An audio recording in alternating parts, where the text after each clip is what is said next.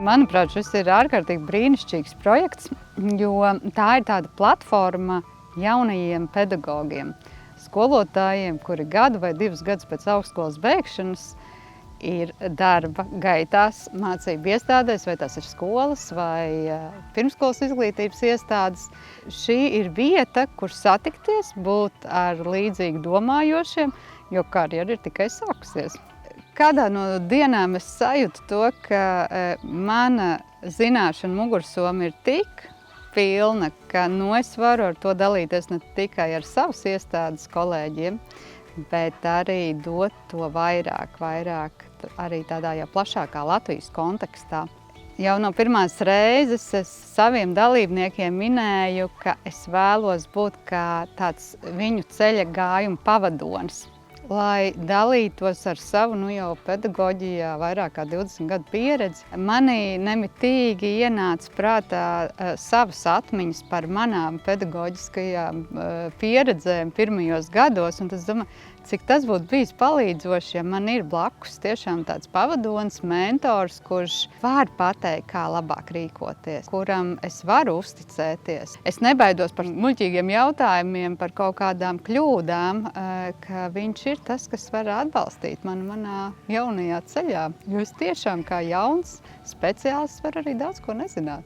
Tas, ko viņi ir sajutuši, ir šī drošā vide, kur var atklāt runāt, var ventilēties, ka viņi var dalīties ar savām sajūtām, ar savu piedzīvoto, bet mans tas galvenais moto bija, kā iedot prasmes, trenēt tādu sevis pašvadīšanu, apzināšanos, būt šeit un tagad, kā viņi var regulēt savas emocijas, kā strādāt, darboties ar bērniem, vecākiem, saviem kolēģiem, cik ārkārtīgi mācību vidē svarīgi ir savstarpējo kolēģu miedarbība. Un daudz dažādi jautājumi, bet to, ko visvairāk tieši grupas dalībnieki atzina, šis stiprais plecs, ka viņi nav vieni paši. Jaunie skolotāji indukcijas gadu laikā ir ieguvuši, manuprāt, tādu plašu spektru ar zināšanām, ārkārtīgi lielu pašdisciplīnu, jo, iedomājieties, tā ir katra trešdiena, un parasti jau cilvēks, ja viņš tagad trešdiena, man it kā ir nosacīta brīvdiena, bet tas ir projekts, es braucu uz tādām mācībām, un šāda tipa mācības ir kaut kas savādāks, jo tur ir ļoti daudz par pašizaugsmi.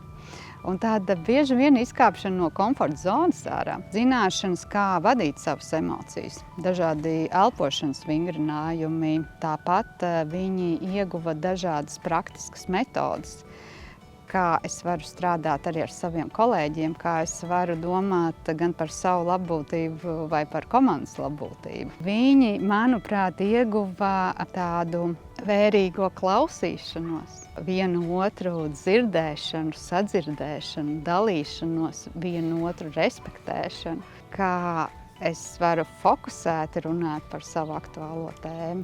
Un iegūtās zināšanas jaunie skolotāji izmantos visā savā dzīvē. Jo te nav stāsts tikai par tavu profesionālo vidi, dzīvi.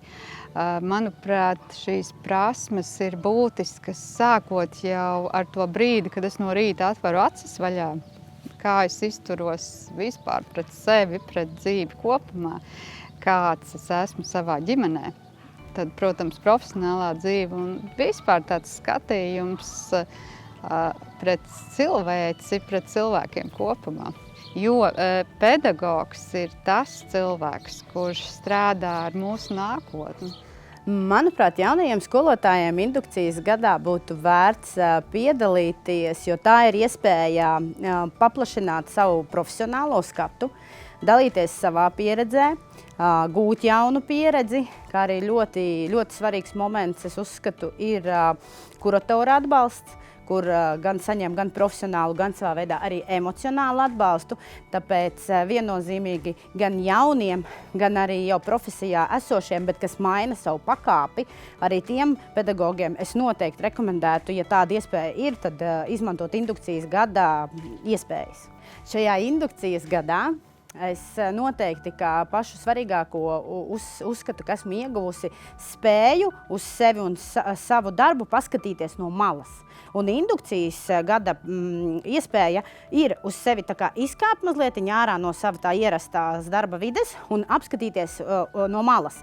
Un tas ir pats labākais, kas arī bija, ka tu saproti savas spēcīgās puses, tās savas vājākās varbūt puses, pie kurām tu vari strādāt, un, piemēram, kuratoru stundu vērošana laikā tev dod tādas ievirzes, un nevis saka priekšā, bet ar to sarunu un to darbu tevi virza pašam izprast, kas ir tas, ko tu vari darīt labāk, savādāk vai citādāk. Kuratora loma ir viennozīmīgi ļoti svarīga indukcijas gadā, jo tas ir tas mirklis, tās trešdienas, kad tu esi brīvs no tiem saviem pamatpienākumiem, kas ir tev darbā, kurā tu esi jaunais, varbūt tu jau esi ar ilgadēju pieredzi, bet tu esi ikdienā iekšā savos pienākumos un tu nevari iespējams uztaisīt sev to pauzes mirkli. Un kurators, vismaz mūsu grupā kuratora Sanda noteikti bija tā, kas mums ļāva un, kā saka, mūs mudināja un vedināja uz to, ka vajag apstāties, iepauzēt un saprast, kā tad es izskatos pats sev un kā mani redz no malas. Un tas ir lieliski.